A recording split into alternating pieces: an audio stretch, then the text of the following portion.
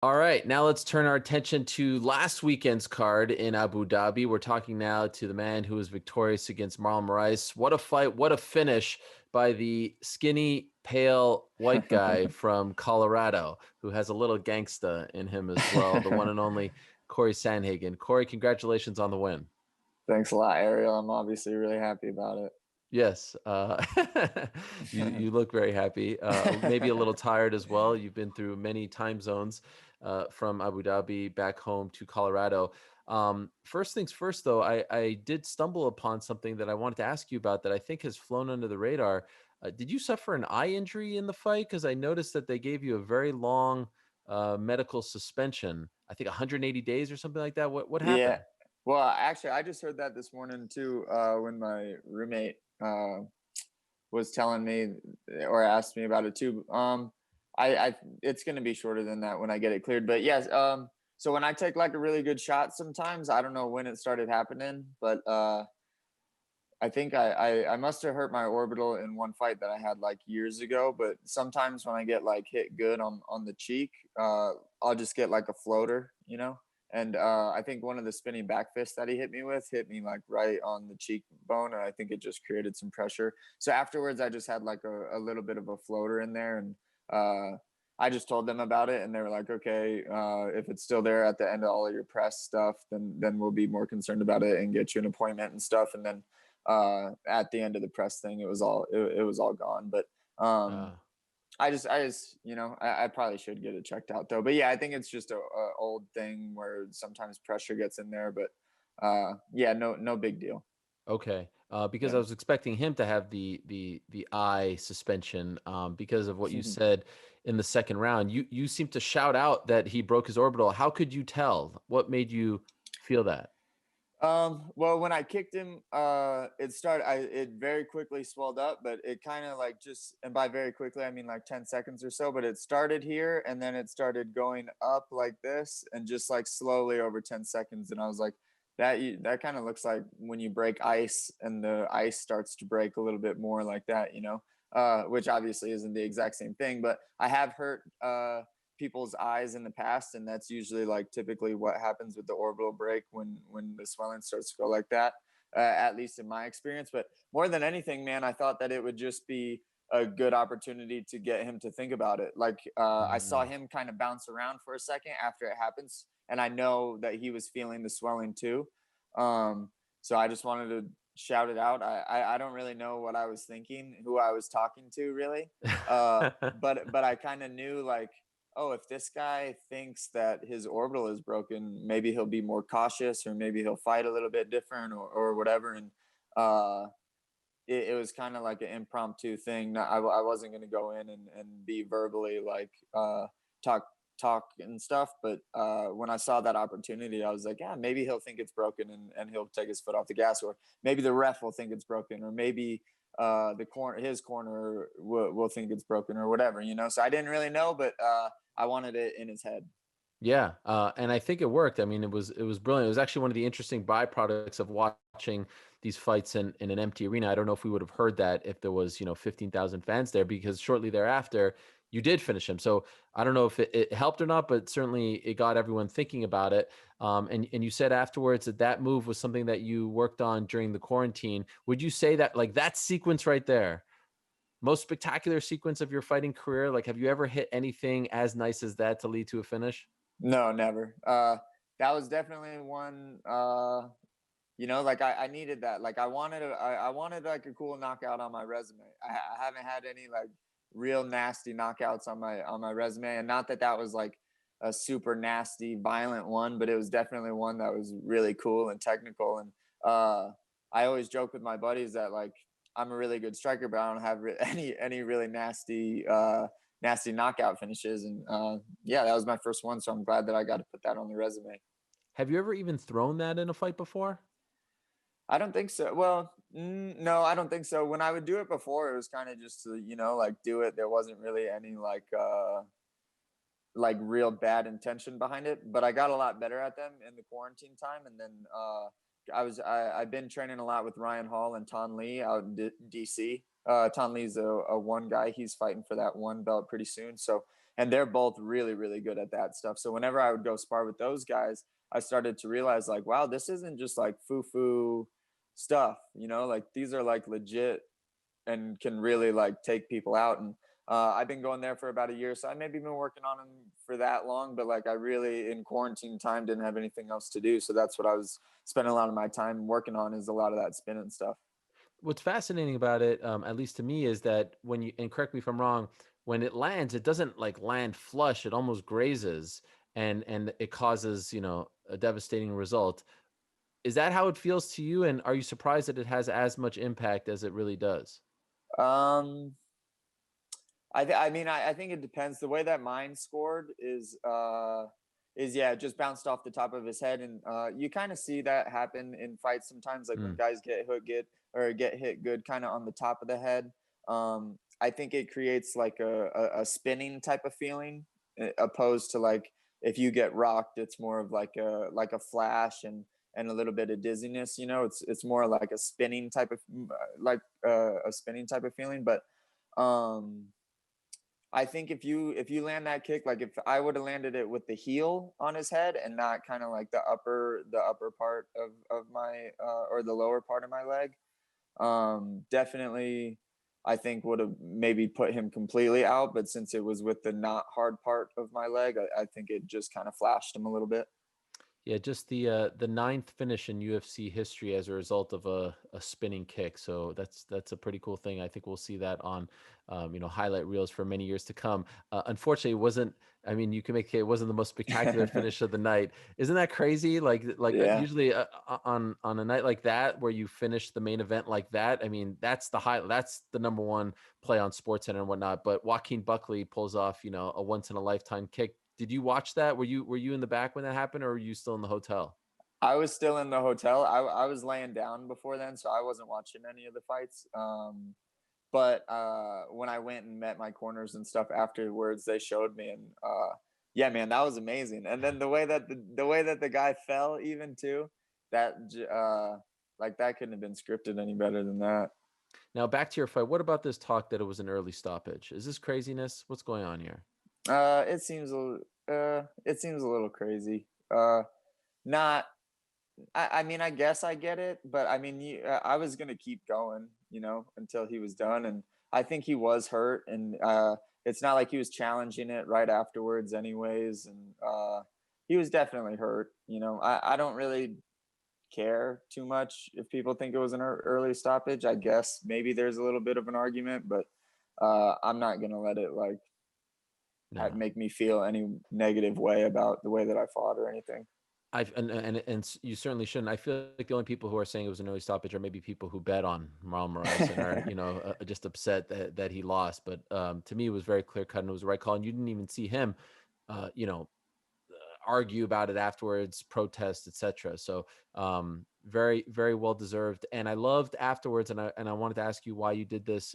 When they announced you as the winner, you held hands with your entire corner. Is that something you've done before and I've just missed it? And if not, why did you do it this time? No, I wanted to try it this time, thinking that it wouldn't look as corny as it kind of looked. It Uh, was great. I loved it. yeah, I thought it was maybe a cool idea that I kind of wanted to just try, and I don't think my corners. I think my corners thought it was pretty corny, and they didn't like it. So I told them that was the last time they'll have to do it, but Wait, they were they like, gave you crap for it afterwards? "Oh yeah, oh yeah." Carrington Banks gave me a lot of crap for that afterwards. I was like, all right, man, we won't make you do that again, dude." Why did you want to do it? I just think it's like it's such a team sport, man, and like I care a lot about one of my favorite parts of fighting is, or at least of the winning part of fighting is when I get to talk with my family afterwards and see how happy they all are, and then same with my coaches and my team members. I like seeing that like I made them happy, and like that their hard work didn't really go in vain, which I know isn't the case, but it sometimes feels like that when you lose. So it was just to kind of incorporate them in the winning process too. Like I don't like my coaches work really hard for me, and they don't get their hand raised. I do. Mm. They're also the ones that don't have to fight, but they're putting in a lot of hard work, and I really appreciate it. And that was the gesture that I wanted to pay homage to that. But I guess they didn't like it that much. But you know, It was good. I liked it. I thought okay. it was a nice Thank you. gesture. Thank you. It's we talked about this before the fight. Excuse me. It's very rare to go from like a tough loss like the one that you suffered against Aljo, and then have to bounce back in a higher profile fight against a potentially bigger name, a guy who beat Aljamain Sterling, right? And you said all the right things, and I thought it was fascinating. Excuse me, to learn about your mindset and the things that you were trying to change leading into this fight against Marlon. But now that the entire week is done and the whole process is done, like on the night or the morning in Abu Dhabi, how were you feeling? Were you doubting yourself? Were you considering what happened last time around, and this was such a big opportunity to right that wrong? How were you feeling in the hours leading up to it? Well, the whole trip I was pretty locked in. I made sure that like I wasn't letting my mind get soft at any point. Like I wasn't like, oh man, like do I want to do this? Like, oh man, cutting weight really sucks today. Or like even as I was cutting weight, I was like, if me and this dude fought right now, I would win this fight. And I had that mentality the entire week. And I never let my head go soft. And it really paid off when I was in the back too, because I was in full war mode going into that fight. I had never really experienced that level of intensity going into a fight before. Wow. I didn't know that I could channel that in a way that would be that helpful for me. And I was in full war mode, like I was ready for whatever was going to happen. I was going to beat this guy. Of course, there was nerves and doubts and all of that, but when I was in the back, there wasn't a single thought going through my head other than I'm taking this win.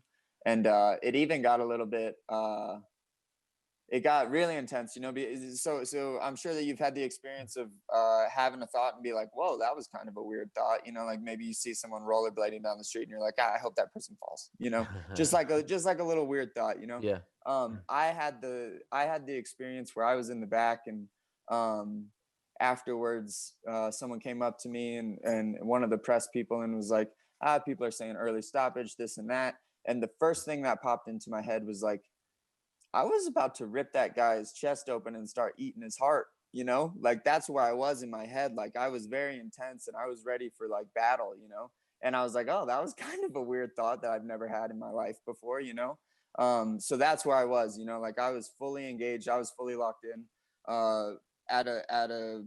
in a place that I've never been before in a fight. And I think that I definitely really needed it to fight Marlon.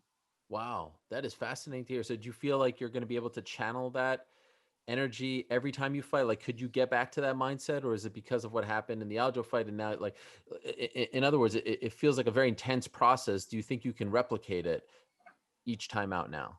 I mean, that's why I was able to replicate it on the fight night, is because I had been practicing doing that before all of my sparring sessions. I think that a lot of people, and myself included, a lot of fighters get in the back sometimes and they're just not feeling it that night.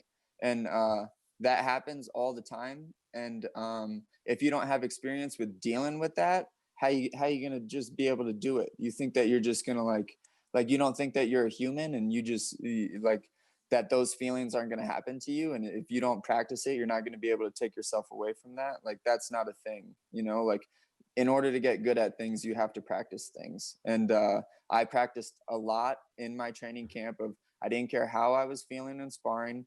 I was going in and I was going to make myself intense, and I was going to do well at that sparring session. And I practiced that headspace over and over and over and over again, every single time, even when I didn't want to.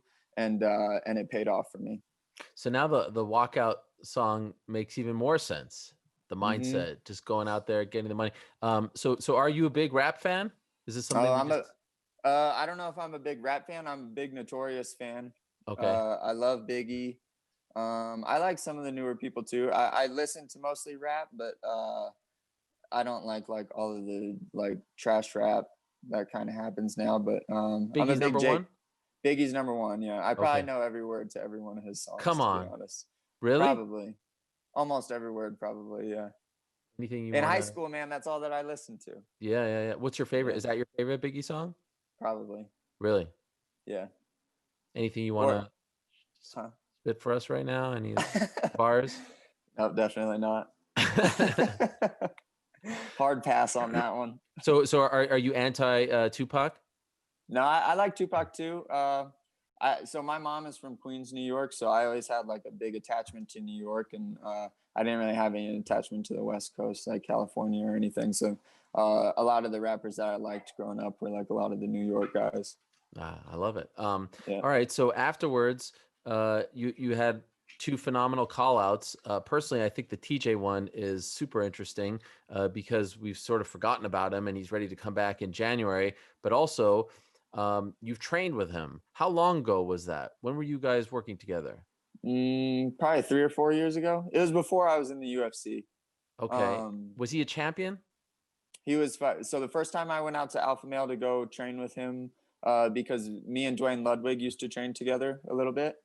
Dwayne asked me to fly out and help him get ready for the Barboza, or no, I'm sorry, Rao. not Barboza, Barao fight.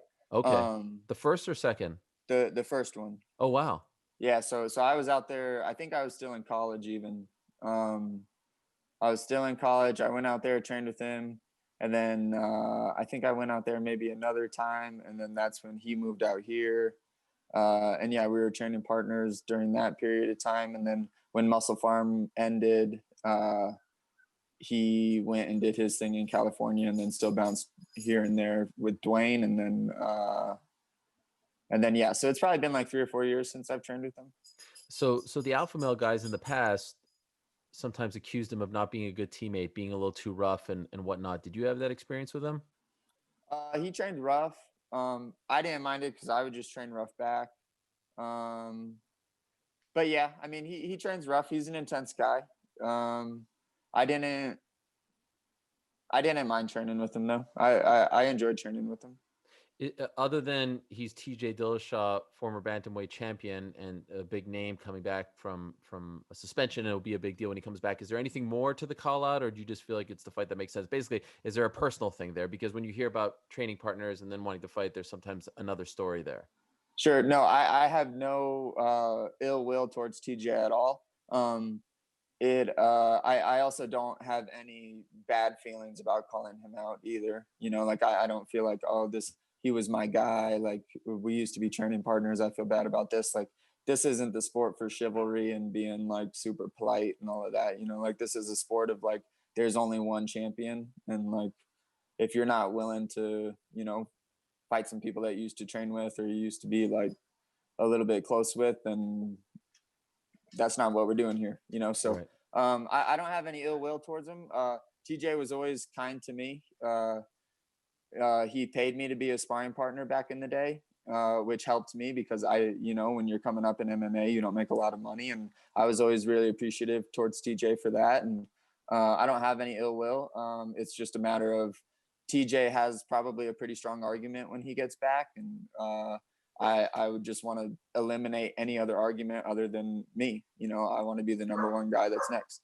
Do you think he takes the fight? Because I think there's maybe a line of thinking, oh, you're a tough fight to come back to after 2 years off, but you could also say, oh, you beat Cory Sandhagen, you're right back in the mix. So do you think he takes it? I think he'd probably rather fight Frankie, but maybe. I don't know. I guess we'll see. Do you have any inclination what they want to do with you? Like, did they like those call outs? I haven't heard anything. I have a meeting with Lloyd later this week, so I'm sure that I'll figure out some stuff then. But no, I kind of just been letting this one sink in a little bit, and then I'll start worrying and thinking about next steps here when I've given my time to relax a little bit. Do you want to fight again this year, or do you think you're done for 2020? Uh, I don't want to take too long off. I don't think this year will happen unless it's more of a I'm filling in or being the replacement guy for Sterling and Jan if that gets booked. I'll definitely be on my weight and stuff like that if they decide to do that or if that fight gets booked. But no, I think January, February sounds good to me. And what a gift you gave Sterling, right? You eliminated all that drama. I'm sure he was arguably, the other big winner on the night because now there's no Marlon. So I don't know if he thanked you for that, but I think you did him a huge favor. And what, and if we can close with this, like what a year for you from January, you're supposed to fight Frankie. That gets taken away from you, right? So that he can fight Korean Zombie, and then all that waiting and all that uncertainty, and then the Sterling fight, and we know what happened there, and then to end potentially with this. What a roller coaster of emotions 2020 has been, in addition to everything the whole world has been dealing with, just from your career. Sure. It wasn't easy, man. Like, I was excited to fight Marlon, but I knew that, I was going to get counted out. It actually really, really surprised me that I was a favorite in that fight. But I think the little doubter inside of me also wanted to count me out, and it wanted to tell me that I wasn't as good as I think I am, and this and that. And I wanted to shut that voice off in my head, and I wanted to shut the voice off inside of everyone else's head that I still am not a really skilled fighter. Like, I know that I'm one of the best in the world, and bouncing back from that loss, which, like I said before, was pathetic in my opinion, and then performing the way that I did against Marlon was a huge deal to me. And I'm glad that I figured it out. And I really think that I hit a next level, being able to channel that kind of war mode that I can put myself in now. And I think it's, it made me even a bigger problem than I was before. So I'm grateful for the loss. This time next year, October 2021, Cory Sandhagen, is he 135 champ, about to fight for the belt, has fought for the belt, nowhere near the belt? Where do you think you are exactly this time next year? I mean, if I fight TJ in January or February and I beat TJ the way that I know that I can beat TJ, I mean, it's probably going to happen right after this Sterling Yan fight, if they ever fight, so, I mean, I could even see it as early as spring or summertime. I'm not going to ask you who you think is going to win between Sterling and Yan, because I know you hate that question.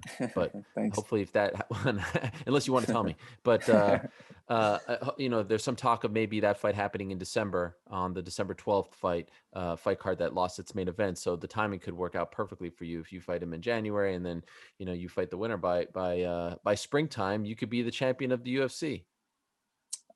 Yep. I